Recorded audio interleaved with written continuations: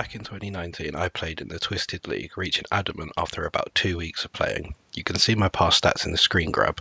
I burnt out and stopped, but in that short time I profited 20 mil from selling the Twisted Blueprint.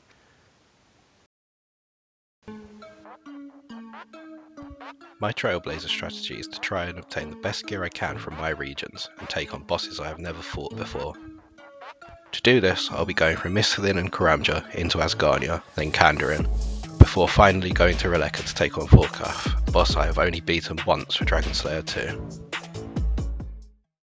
Welcome to my first episode of Old School RuneScape's Trailblazer League and my first ever video.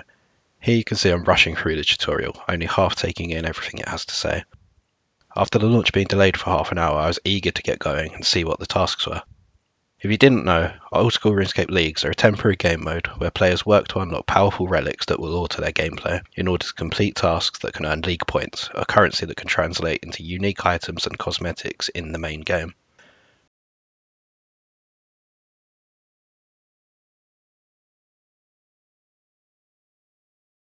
We all unlock Karamja for free, which at some point I'll be visiting to get my fire cape.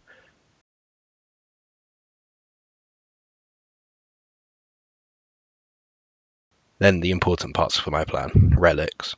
For my tier 1 relic, I had decided some time ago that I was going for Production Master. I'm not too good at multitasking, so AFK benefits granted from Endless Harvest wouldn't fit in my playstyle, and I would quite like my tier 1 relic being useful in the late game, which I cannot see Skilling Prodigy offering. Production Master reduces bank standing time and offers quick XP and levels, which I'm sure will speed up my progression.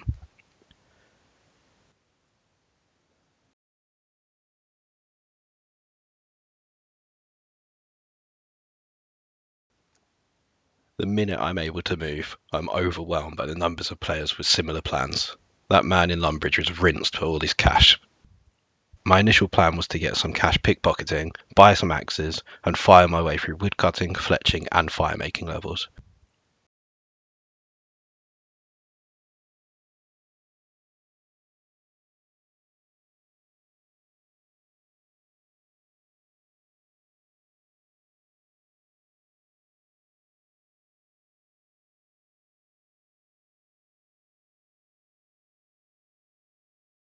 But this plan went out the window quickly, with the woodland between Lumbridge Castle and Draenor Village being swamped instantly by all 2,000 players in my world with the same starting strategy.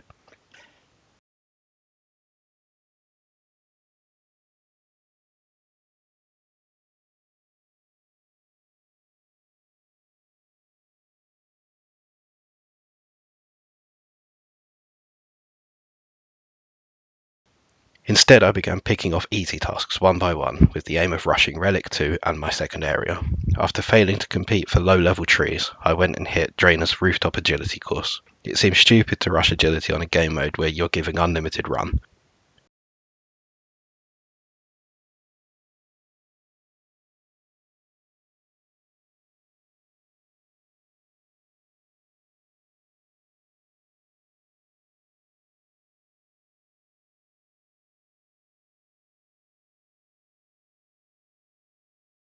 I went all the way to 31 agility with the plan to use the stepping stone shortcut to the Champions Guild. You can see here how that went.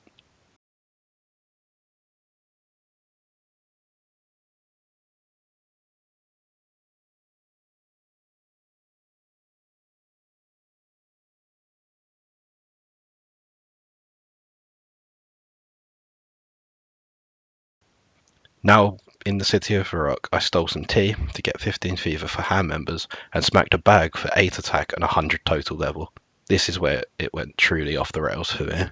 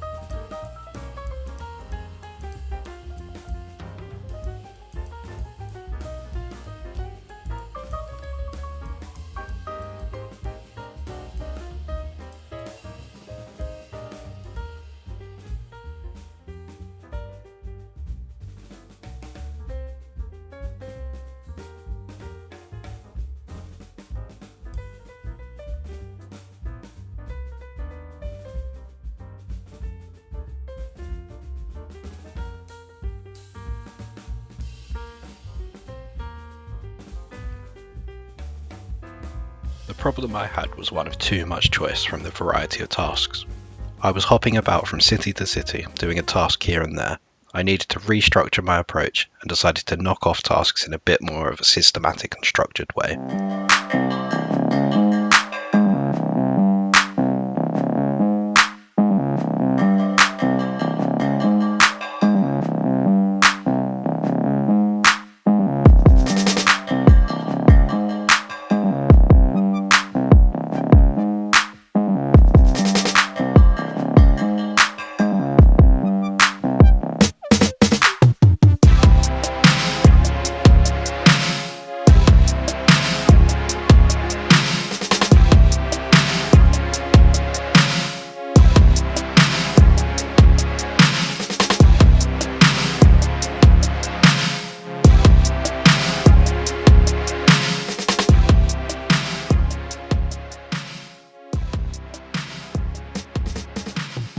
Doing this led me to getting my tier 2 relic, which in hindsight I'm not too happy about.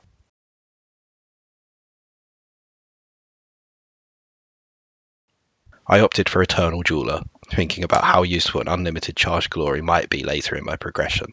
I'm fine with missing out on Fairy's Flight, as a Slayer ring will be fine for that transport system later on in the game. It's the potential meta shifting that occurs with Relic 3, Last Recall, that I regret missing out on.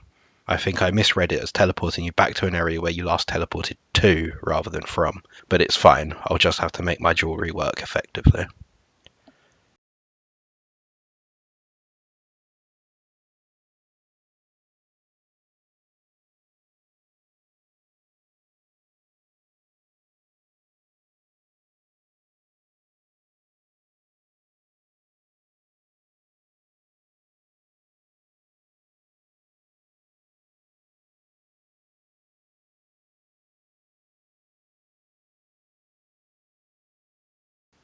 With tier 2 out of the way, it was time for me to get back on track, so I headed to the Enchanted Valley to kill tree spirits for a rune axe, a plan myself and many others had before the league started.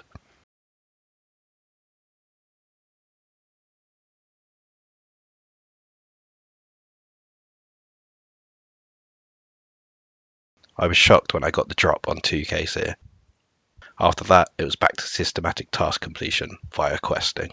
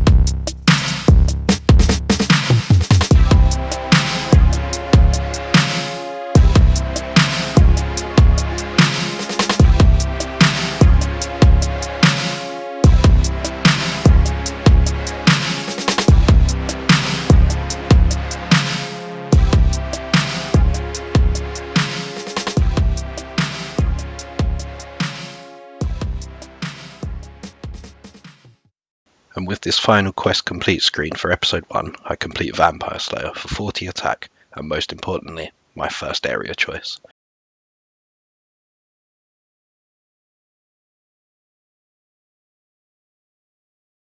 Asgania unlocks a whole lot of content, such as the God Wars dungeon and Cerberus, which offer important late game gear.